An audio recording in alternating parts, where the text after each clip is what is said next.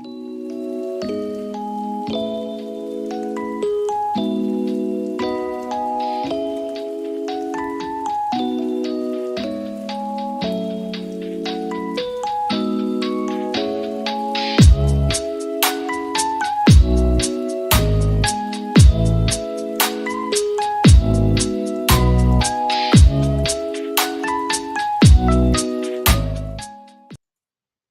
we're back with another episode of the Lakers Fast Break podcast. It's Gerald Glassford coming right back at you here from Lakers Fast Break. Pop Culture Cosmos, Inside Sports Fantasy Football, and Game Source. We truly appreciate everyone out there listening to all of our great shows. And if you can, please give us that 5-star review wherever you get your podcasts. And yes, this is the correct Lakers Fast Break. Yes, I accidentally earlier popped the Pop Culture Cosmos on here. It was my bad. But you know what? You guys wanted Melinda to be on the show. She said, no, no, no. You pop over to the Pop Culture Cosmos. Go ahead and check out what we're doing today as we talk the latest news and trends in pop culture. Right there for you at the Pop Culture Cosmos on YouTube or wherever you get your podcasts. There you will see Melinda Barkhouse Ross, Josh Peterson, TJ Johnson, and all the crew talking about the latest stuff going on with the Pop Culture Cosmos. Plus, if you could like, share, subscribe, and congratulations to everyone out there. Thank you so much. Big hand to you. We've got 500 subscribers. That's 500 subscribers on YouTube. On our way up, on our way going to 1,000. That's right. And we're trying to think of something really special for you out there if we get to 1,000. So yes, we've got it in the works. We're trying to think about it. So we're on our way, but we cannot thank you enough for supporting us. And if you haven't yet subscribed, please do so you can get the latest notifications on when we, that's right, go on the air each and every time out right here at the Lakers Fast Break. Also, as well, check out Sinblades, Mr. Sinblades himself, Joe Soro. I don't think he's coming on tonight. He said he wasn't going to make it, but he is in the chat. So go ahead and check out Ox1947 today at LakersBall.com here in the chat. Or if you want your lawn transformed into something much more magical than it is today, the reason probably why he is not coming on tonight is Sinblades, all the business he's doing at Sinblades, Sinblades with the Y.com. Our good friends, the number one Laker blogger that's out there, that's Laker Tom. Go ahead and check out what he's doing today at Lakerholics.com. Plus, of course, Jamie Sweet, those 5 things articles right there for you at Lakerholics.com. Be part of the conversation today at Lakerholics.com. Plus, our good friends at Hoop Heads Podcast Network. And if you could support all of that, it is sincerely appreciated. Yes, we are back again. I did accidentally hit a button on the Pop Culture Cosmos site. See, Sean, I told you it happens to me too. I was trying to set up for both the Pop Culture Cosmos. So I was already in, doing live and setting up for today's awesome show here at the Lakers Fast Break. And all it takes is one button and boom! Yes, you screw up both. So yes, even the great ones can have their off days indeed. But it is the Lakers Fast Break. We will be talking later in the show about the anniversary of a maybe what was once thought of as a unreachable record. We'll see if we could talk about that as far as if it is unreachable or if somebody may reach that record, plus Kobe's 81-point game. That's coming up on the back end of the episode, plus the Wild Western Conference. We're going to be talking about that. But first, it is an update on LeBron James and his injury. Here today to talk a little bit about that, the effect it has, and maybe when we can see a timeline of him back on the court. Good man indeed. He's the Magic Man in the morning, the guy who just can't get out of Toronto traffic. He is the madman for Toronto. It is the Magic Man, Sean Grice, the guy who's shoveling snow in Toronto. It is a good friend indeed. How you doing, my friend? How's everything going? And thanks for your patience while I was playing around with the keyboard way too much. Well, I have to say, Gerald, it's a pleasure to be on again. And I just have to say, like you said, the great ones can have an off day too. So the fact that that happened to you makes me feel better about what happened yesterday. We're always humbled by our next mistake, aren't we? Maybe I planned it that way. No, no, yes, actually, no, no, no. But Actually, no. It's something that I did, and you know what? We move on. But I will we say thank move you so much. on. Yes, we thanks so much everybody for watching and listening to us here at the Lakers Fast Break. I do want to mention though that LeBron James, there was a little bit more clarification today. Dave McMenamin wrote a story on ESPN.com saying that LeBron James suffered a tendon injury in his right foot in that game against the Dallas Mavericks on Sunday, and he's going to be reevaluated in about 3 weeks, which I know isn't the kind of time frame you were hoping to hear, but it is probably what we were talking about when we initially heard the word weeks with Adrian Wojnarowski. I know people are saying we were overstating it. People were saying, okay, just get the facts, but you kind of got the feeling it was not good when he said he heard something pop, and that was not a good sign. But your thoughts on LeBron James, the tendon injury to his foot, and after 3 weeks, do you think it's even a possibility he will be coming back this season? Yeah, Gerald, that was a little concerning for me. Having been in a relationship with someone who's a physical therapist, you just tend to learn new knowledge and understanding of the anatomy of the body and how it works. And w- there was a situation in the 2020 finals where Goran Dragic suffered a similar injury, and we were watching the game, and my girlfriend at the time said, "Oh," and then the medical report came back, and Chris Haynes, who was doing sideline reporting, had said that uh, Dragic said he heard something pop as well. And as we know, he did not play until Game 6 of the finals. And as you saw, Gerald, he was not the same player. He didn't have the same vim and vigor that he normally plays with. Dragic is normally an up tempo, aggressive player, even though he was in his mid 30s at that point. But it just changed the way he played the game. And 3 weeks is very optimistic. But LeBron James, Gerald, for all the flack that some guys take about load management and that, LeBron's just truly showed how much of a warrior he's been on the court. I can't recall how many times I've seen him, and you have, roll his ankle. He'd be in his mid 20s or late 20s, and he would just get up, retie his shoe, and move on. And at 38, it's not like that anymore, Gerald. And it's difficult, right? Because he is putting himself through so much pain, and that's, I think, what was emphasized the most through the reporting I read with McTen, Chris Haynes, and Shams.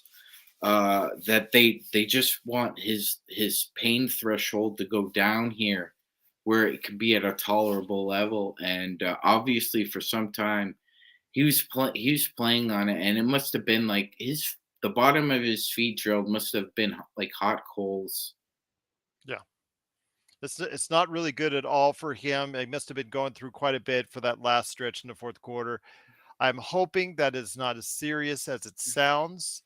There's a very real possibility he will be shut down for the rest of the season. So I am very concerned that that could be the case. But obviously, his long term health is first and foremost. As much as we would like to see him back on the court, I think that you got to err on the side of good judgment and realize, hey, even though it could be an injury that he may not be able to damage much more than it already is, or that surgery might be required, I still think that if it's somewhere where you could damage it even more, it's not worth the price you pay as far as him having an extended absence that would lead into next season. No, absolutely, Gerald. This type of injury, people need to think of it almost as if it's a bridge between the heel and the toes. That's what was interesting to me, is that I saw a lot of Laker fans after that happened saying, "Well, they're looking at his ankle." I really didn't see them looking at his ankle; it was more his heel. I thought you would notice the Yeah, same thing it's as it's on the well. bottom of the foot. Yeah. Yeah, so it could easily have been confused for the two, but that's where the focus was. Um, yeah, we just gotta hope that the healing process takes its course here because unfortunately, when you're 38, even though you're LeBron James, I'm 38 as well. It's gonna take a little longer to heal when one of us gets an injury than when we were 28. It's just the natural part of the healing process, and hopefully he can come back before the regular season is over because this is very reminiscent of 2 years ago when one of the infamous villains of Laker lore, Solomon Hill, decided to roll over on LeBron. All remember that, Gerald, during that, I believe it was a Saturday afternoon game. Yeah. And yes, so this is very eerily similar to that. And at that time, LeBron was able to come back, and with a flurry of victories at the end, he got us into the plan. Mhm. I'm thinking, this needs to either be a sequel or, like you said, Gerald, Anthony Davis needs to take control of this team and just will them to victory because they need to keep winning while he's out. Not every game, but you need to win at least, 2 out of 3, 3 out of 4 of the games you do play. That's what's vital. That is what's vital, and I'm hoping that again he can come back and help out the Lakers, but not at the cost of what it could do to his future if they think at all possible that it might lead to that. So we'll see. We'll see. I'm sure we'll get more updates, and as we get them, we will go ahead and provide them for you here at the Lakers Fast Break. But the Lakers, after tonight's or actually after last night's victory at OKC, things are looking a little bit better. OKC, I think, after realizing they've lost five in a row, maybe they are going to start into tank mode because they do not have SGA in the lineup. So maybe that eliminates one contender for the play in. Sean, Portland is still battling hard. They did manage to choke in the game that we were watching after we went off the air. They managed to choke a lead in the fourth quarter to see what we were saying, what we're doing at that game against New Orleans. New Orleans Yep. pull out the victory. Again, Portland choked really hard. I want to go ahead and mention, though, that the West itself is really, really, really up for grabs right now. The Lakers at 30 and 33, one game out of the play in, one game behind the New Orleans Pelicans. Still have a great chance by the end of the weekend to find themselves in the play in mix and maybe even possibly be tied or pass the New Orleans Pelicans. I know that you said that it's a fixation amongst myself and Joe, but I'm going to put it to you in simple terms like this, my friend. When it comes to the Western Conference, which we'll go here in more detail in a second, when it comes to New Orleans, if we tie or surpass New Orleans, that tells me, oh, he is coming on. It is Joe Soro coming on as well. But I will say though that Magic Man, when it comes to New Orleans being a fixation for Joe and I think it comes with the realization that if you pass or tie New Orleans, you're right around 500 anyways, and you're probably in the play-in as well. Yeah, no, that's true. That there's a two sides to every coin, and that's the side of the coin on the other side that you and Joe emphasize. So that's very important to remember. I don't take that lightly. And besides, the point is, we started out 2-10, and last year they had a very similar start as well, and we ended up getting punked during the year, and now it looks like they are. So to me, that's kind of what Joe says. It's like just dessert, sort of. It's like karmic karmic dessert that somehow they're like right here, Yeah. right here, and I can't wait. Like I said, I'm gonna enjoy that as well. Maybe not as much as you gentlemen, but I will troll the hell out of the New Orleans Pelicans social media team because they are the biggest. Like if the Memphis Grizzlies are the cockiest NBA team, then the New Orleans Pelicans social media has to be the cockiest social media team around. So I would just love serving them up.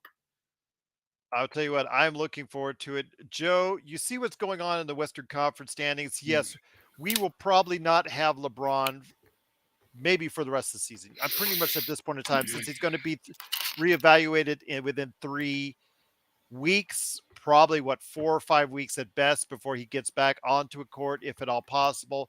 Right now, it's going to probably be him without him for the entire rest of the season, for the rest of the 19 games that are now going to be played.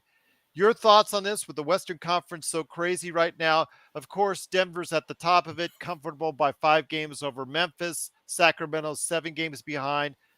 Phoenix in fourth place just got Kevin Durant with 10 games back of Denver. But then you have that Golden State, LA, Dallas, Minnesota, Utah, New Orleans, then the Lakers and Blazers, all in that mix. Your thoughts on where the Lakers could end up even without LeBron James?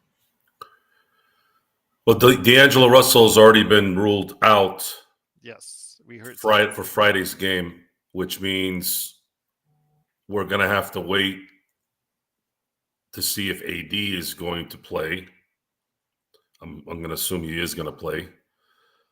And we're going to rough shot it again Friday. I was expecting D'Angelo to be back by this time, but it's it's a grind. It's becoming a grind, and it's becoming very, very fatiguing.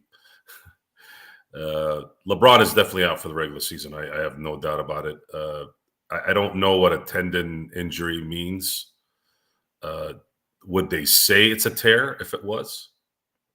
You would think they'd be more upcoming and upfront, but they did this stuff with AD when he got injured, and it sounds like there's lingering issues that they don't want to go into too much, and then just see kind of how everything plays out and then go from there. I don't know. I don't know what I'm trying to take it game by game at this point, because that's the only thing we can do. And we have to win Friday because Minnesota's ahead of us. Portland losing last night was actually not a bad thing, because we're battling for that playoff spot against them as well. So yesterday, other than our little thing with the Pelicans, it actually was a wash. Either one losing was good. And the Lakers have to just keep winning. So the whole the Lakers have to wait for other teams to lose. That's actually not necessarily true, because most of the teams they're playing the last quarter of the season is teams that they need to beat that are ahead of them. So the Lakers just need to win.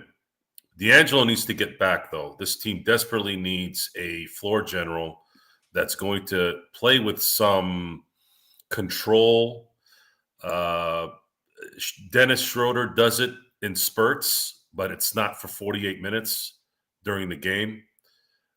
Having D'Angelo would definitely help that, with Dennis kind of coming off the bench to supplant him. And then, of course, we're hoping that AD can play the way he's been playing this last week when he plays. And then the other guys just kind of take turns on who's got the big game that particular night. That's usually how it's supposed to play out. But the problem on Friday is Minnesota's kind of been a problem for us this last year or so. I would have liked to have had D'Angelo maybe with a little bit of a chip on his shoulder. That always usually helps in these kind of games when they return back to who they used to play for. And then AD playing against Cat and Gobert and those guys, I'd feel good with him going against them.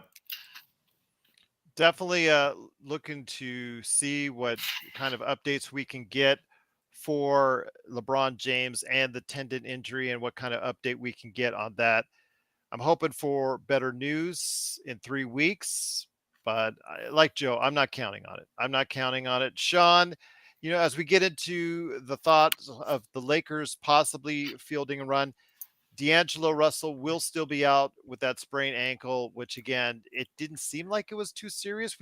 I thought the twisted ankle by Schroeder was more serious than what I saw from D'Angelo Russell. As someone who sprained his ankle as well, Joe talked about it with his history with sprained ankles. I didn't think it was that bad, but obviously it's led to something more.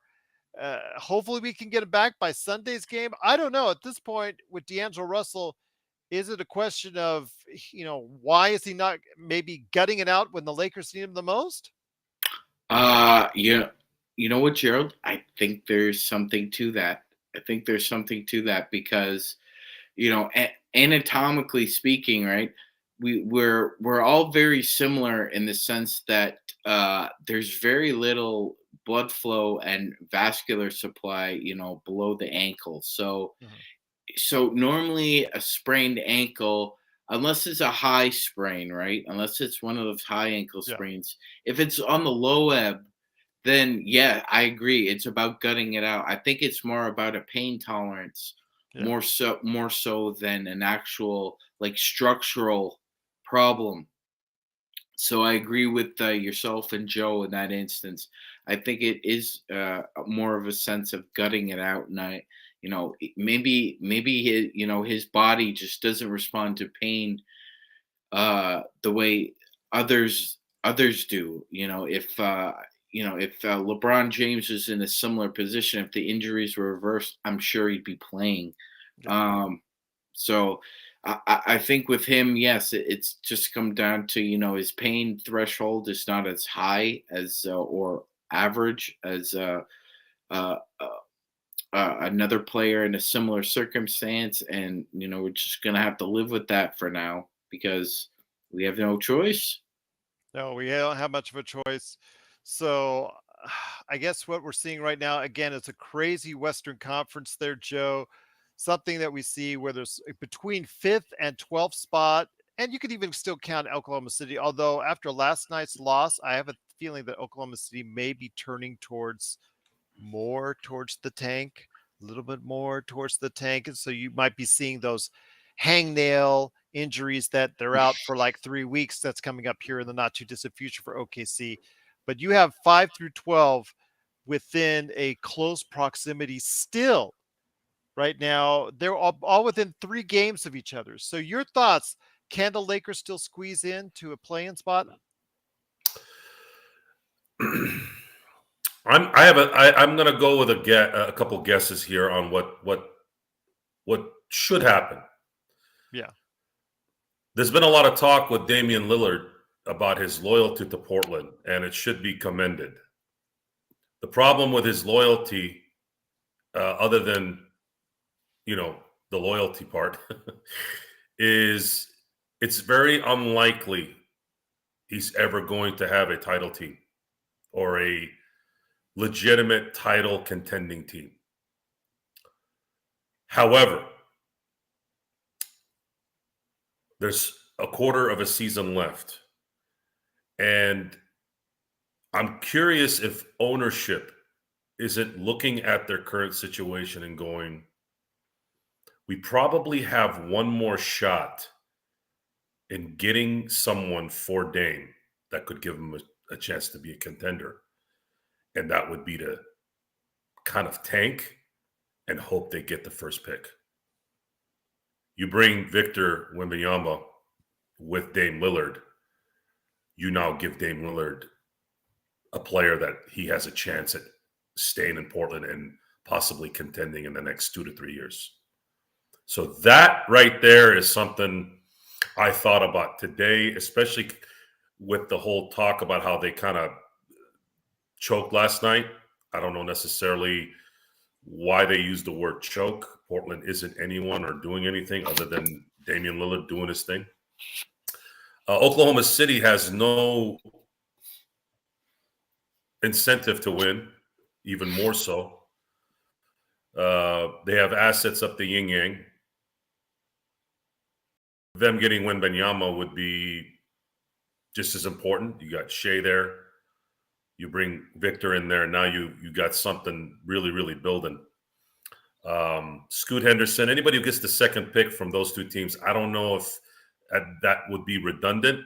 So that's why getting that first pick for those two teams would be good. So I'm thinking Oklahoma City and Portland are the most likely teams to drop off from this. Now, New Orleans has a habit of losing 4 and 5 in a row. They've done that a few times this year. So I wouldn't be surprised if they lose 4 or 5 in a row again here before the season's over. So that could play in our favor. I don't think they're necessarily doing anything other than trying to win, but they just don't have enough, and Zion just can't stay healthy. Minnesota is definitely trying to win, because if they don't, that whole Gobert trade gets worse and worse, and it's already in the crapper. Golden State, I think when Steph gets back, they're going to start thinking, hey, we can make a run here. So they're going to be playing hard to probably win. So the Lakers are battling, in my opinion, Portland, Oklahoma City, and the Pelicans. And there's a spot there. And I think that's essentially what's going to happen, is you're going to find out who's going to win out on that, let's say, 10th spot between those 4 teams, including the Lakers. And it'll come down to AD's availability in important games at this point. And then, of course, D'Angelo Russell playing healthy, because everyone else has a good setup in terms of what's needed to win. But we need a point guard that can play and kind of guide the team a little bit here, especially against teams with good guard play. Once again, it's the Lakers Fast Break. Again, we're discussing the wild and crazy Western Conference. We've already given you an update on LeBron's tendon injury.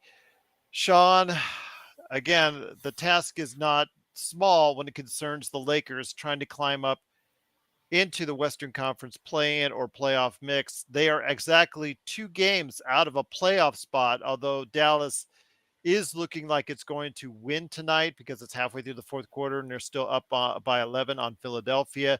So it looks like they will actually be righting the ship at least a little bit. I know it's gotten off to a rocky start between that Luka-Kyrie love fest, but do you think the Lakers at least, I think at least, I was really, after the LeBron injury, really down, and I thought there was absolutely no way that the Lakers are going to get in. But seeing how OKC has done the El Foldo act, seeing how Portland is, even despite Damian Lillard having the most efficient and probably the best year of his career, they still can't get enough people together on that team to help him out.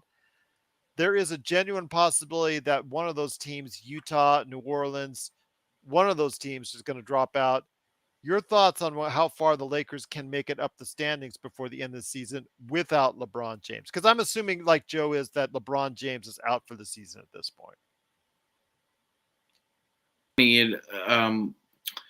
Normally the term cannibalization is used to describe, how the Western Conference has been pretty much for the last 20 years. But this year was kind of different. It reminded me of like a crab in the bucket. Like we're Dallas or Golden State is trying to get to 500, but so is New Orleans and the Lakers, and they're pulling each other down just before somebody can actually go on a run here and win like 7 or 8 games in a row. It's a vast contrast. The Bucks have won 15 games in a row, and they can't separate themselves from the Boston Celtics. Like, it's incredible how different the 2 conferences are right now. I will say this: I think that from what I've saw with Phoenix earlier with KD, I just think it's a matter of time. But 4 out of their 5 starters, that's a championship level team.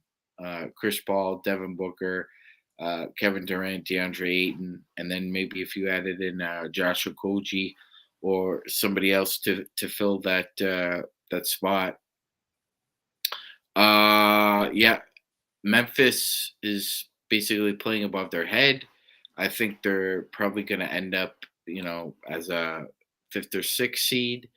Like you said, Gerald, the Clippers are right there too, but they they can't. We know the story with them. Yeah, I just look, if we get in the play-in, we're probably gonna likely be in the 8th spot. So to me, I'm thinking, can the Lakers really take Denver, even with LeBron James coming off that injury? And I don't think so. I don't think so. I think Denver is for real. I think Denver and Phoenix right now are the two front runners in the West.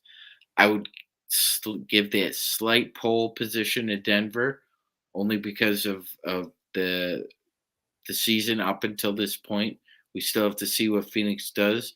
But, for the most part, I think, you're going to find the veteran squads are going to be there in the end. And I think these young squads and the Clippers are going to end up being the odd teams out.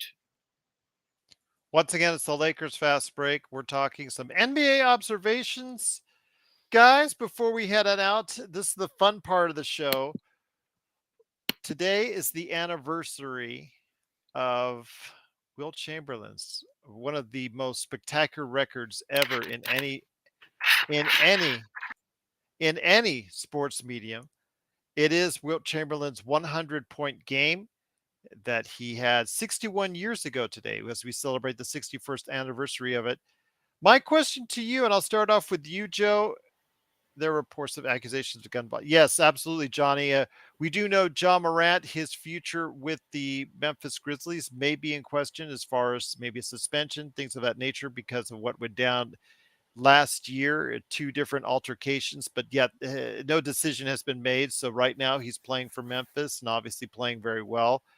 But maybe something that the league will address maybe at some future point if some type of further law enforcement is needed on that front. But getting back to the 61st anniversary of Wilt's 100-point game, Joe, with the league the way it's set out right now, so many big scoring games we've seen as of late, 50, 60, 70-point games have been not necessarily abnormal. We've actually seen them on an every week basis. Your thoughts on this? Will anyone ever approach or surpass not only Wilt's 100-point game, but obviously when it concerns us Laker fans as well, the fantastic Kobe 81-point game as well? I don't think anyone will get close to 100. Kobe could have in today's NBA, and he was a little bit of the front runner of this kind of high volume type offense. I can only imagine those 40-point games for 9 straight games. They could have been 50 now with the amount of activity that's going on. 81. A little tick in my head said yes a long time ago. And it was when Clay hit, what was it? It was so efficient. It was on a low number of shots and also low number of dribbles, like under 10 dribbles, I think. It was crazy how when you talk about zone, that was a zone. That's a zone that's a different kind of zone because he's not missing shots and he's not taking shots. Most of his shots are from far away. He had 60 points in 29 minutes. Yes. So he had 60 points in 29 minutes. Had that game been, and we could have said this in the Dallas game, where Kobe scored 62 points in 3 quarters while Dallas scored 61. Had the Lakers not been ahead in that game, or at least close, I have no doubt Kobe would have ended up with 90 that night. He would have had 90. That was probably better than his 81 game. In today's NBA, the way that double overtime game versus Sacramento and the Clippers went, could be. You could see a player hit 18, 23 pointers. Let's say Dame scored 71 recently. I could see Damian Lillard hit 80. Absolutely. 100, it's just too far. It's just too far. A lot of things would have to go your way. I'm talking again, the team you're playing is competitive, and you're hitting 3-point shots like they're layups. I'm talking you hit 10 3-pointers in the first quarter type thing. So you're already at 30 points in quarter one. And then you hit 20 in quarter two, 20 in quarter three. Now you're sitting at 70 points. And if the game is close, now you can probably get to that 80 pretty easily. 100 is too hard. Only one guy. I think there's only one guy that I think that could have done it, and that was Kobe Bryant. Michael Jordan, as great as he was, Michael Jordan's ability to get to the baskets was what made him unreal. His mid-range game is great, but Kobe had that extra point at the three when he was on. Not a lot of people remember this, but he actually had the 3-point record in a single game. It was 12, and I remember that game. He was playing against Seattle. He wasn't missing from three. It was nuts, and Kobe's not even a 3-point shooter. And then I think Steph broke it, and then Clay broke it after that. I think Clay has 14. Their new record's 14, I think, in one game now. So, yeah, it's 80. I can see someone possibly hitting 80. 100, no. 100 is just too far. Sean, any last thoughts on this? Because I have a feeling someone could do the 81. Somebody probably will do the 81 and surpass Kobe's. The 100, like you said, Joe, would probably be too far away. And plus, by that time, I have a feeling that who's ever on the other side will probably just not want to get embarrassed enough to the point where it gets to 100. Your thoughts on this before we head on out, my friend? Yes, I agree, Gerald. I think more than 81 is possible. Never say never with 100-point game, but like Joe was saying, certain things have to go your way.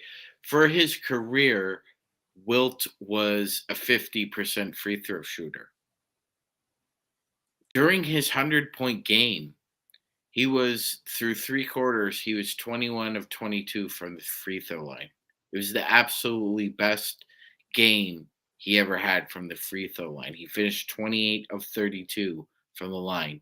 That's almost 90%. So it was an incredible game. There's a lot of myths surrounding it, more so than facts. He broke the record in front of what was supposed to be a capacity of 4,000 people, only 2,400 showed up. He had 89 points with about 5 minutes left, and New York did everything possible to try and prevent him from getting the record. They were fouling anybody with the ball except Wilt. Another interesting factoid, Gerald, is that no member of the New York media was there that night to witness this performance. There's no record of it as far as visuals. They didn't record it. The only record they really have was a recording that they found in the late 80s of the fourth quarter. So there is proof that he did accomplish a 100-point game. Only 3 living players from that team, Gerald, on the Philadelphia Warriors are left. And one of them is the eldest, Al Adels. So as long as those 3 men are alive, they were live witnesses to a 100-point game. It actually happened. It did take place. Oh, I know. There's enough people in the audience. You said it wasn't a full house, but there's enough people out of that 2,000. Similar what with the, let's say, the Victor Scoot matchup earlier this year. We only had about 3,000 people in the building, but there's enough people there that can verify that actually a game took place, even if it wasn't on television. Same thing goes for this. There were news reporters, there were local reporters. Obviously, the gentleman who took the photograph that you're seeing behind us in the background, the famous Wilt 100 photograph. There's enough proof that it's there, even if you didn't have the audio recording to back it up. There's too much. I mean, when you have over 10 people there, you've got enough people to go ahead and verify that it was actually something special that they watched. Absolutely, 100%. And for the record, Wilt said in his autobiography that the 100-point game wasn't the best game he had as a pro. He said that the best game he ever had as a pro was when he again shattered an NBA record by collecting 55 rebounds in a game against the Boston Celtics. And what was much sweeter to Wilt, more so than the 100-point game, was that he got 55 rebounds against Bill Russell. I can imagine that was probably very a good moment for him indeed. Joe, I mean, I think it just goes to what we seemingly forget about Wilt Chamberlain and where he lies in the pantheon of greats. People seem to pass his name on by when it comes to some of the greatest who have ever played the game, which I think that people need to recognize that he is one of the greatest and most dominant big men in any era to ever play the game of basketball. Yeah, the dominance in terms of individual prowess, no doubt. The issue is with Wilt Chamberlain and um, him not being Babe Ruth, basically. I think the only player in Major League Baseball history that's somewhat rivaled Babe Ruth after what will be 80 years now is Barry Bonds, but his obviously was tainted due to the allegations of performance enhancing drugs. Wilt Chamberlain could have been number one all time without an argument, really, unless Jordan is involved, of course. But the problem with Wilt is he went 2-4 in the finals, and there was too much negativity around those finals losses. He lost at Kansas in the title game. He lost 4 championships. If you're the most dominant player and you have guys like Elgin Baylor and Jerry West on your team, and if you want to put it on the Celtics being stacked with 8 Hall of Famers, okay, I'll give you those ones. But I don't think the Lakers had any reason to lose in 1970 and in 1973. I know they were Wilt was still getting 21 rebounds in 1972. So if Wilt wins in 1970 and 1973, let's say, that drastically changes the argument of who the greatest player is. Definitely who the greatest big man is, because now you're looking at Wilt as a 4-time champion instead of a 2-time champion. Those things matter in sports. It matters in basketball especially. And the reason why Michael Jordan is number one all time is because he never came up lame when it mattered. Yes, we know he didn't win a championship every year in the league. But if you look at the time he played, if you want to count the Washington Wizard years, fine. But I don't. I'm counting the 13 years he played as a Chicago Bull. He racked up way too much productivity in those years. 6 championships in 6 tries, 6 NBA Finals MVPs, 10 scoring titles, Defensive Player of the Year, MVPs up the yin-yang. So Wilt had all the records. His timing will always be an issue because the competition at that time wasn't as vast as it is, let's say, in the last 40 years. But you can't control that. He dominated when he dominated. It's like saying Serena Williams didn't have anybody to compete with during her reign. Well, there's some truth to that, but it's the modern game. I mean, maybe she was that good. So Wilt Chamberlain, in my book, should have went 6-0, as dominant as he was. And he didn't. He actually didn't really play very well in big games. So for him to be the greatest ever, he's got a lot of Peyton Manning in him. Great at numbers, great at being great, but it's a little tainted because he came up lame way too many times in big games. Once again, it's the Lakers Fast Break. It's NBA Observations. Want to thank you so much for watching and listening. Tomorrow, you could go ahead and check out and start your morning with an awesome way. There's no better to start your Friday mornings than with the Magic Man in the morning. Right there for you at the Lakers Fast Break on YouTube. Sean, what you got cooking? Literally for us here at Magic Man in the morning tomorrow morning. Well, you know what, Gerald, as it happens, it's game day, so I think me and Joe are going to do a little mini preview of the game, so Lakers fans do not have to go anywhere else to get their information tomorrow, except for the Lakers fast break and Magic Man in the morning. And we're also going to have a deep dive into dinner for breakfast. Absolutely.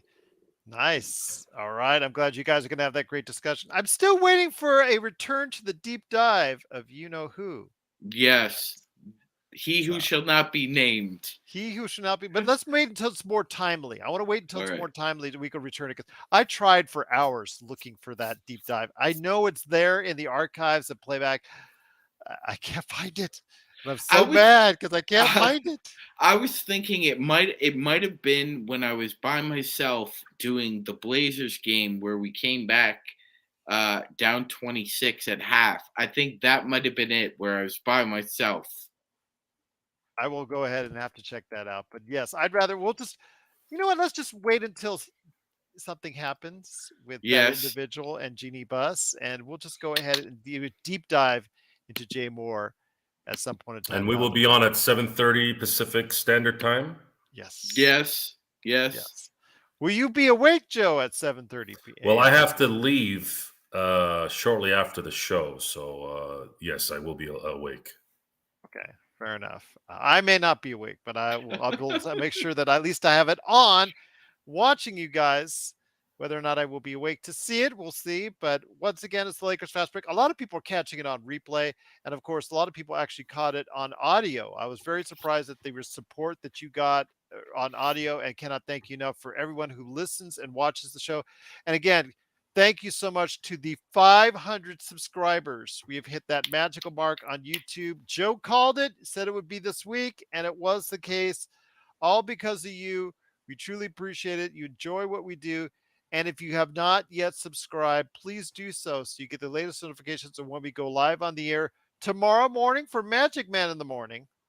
And also as well tomorrow night, playback.tv/Lakers Fast Break, and the best post game anywhere with the best chat room anywhere right here.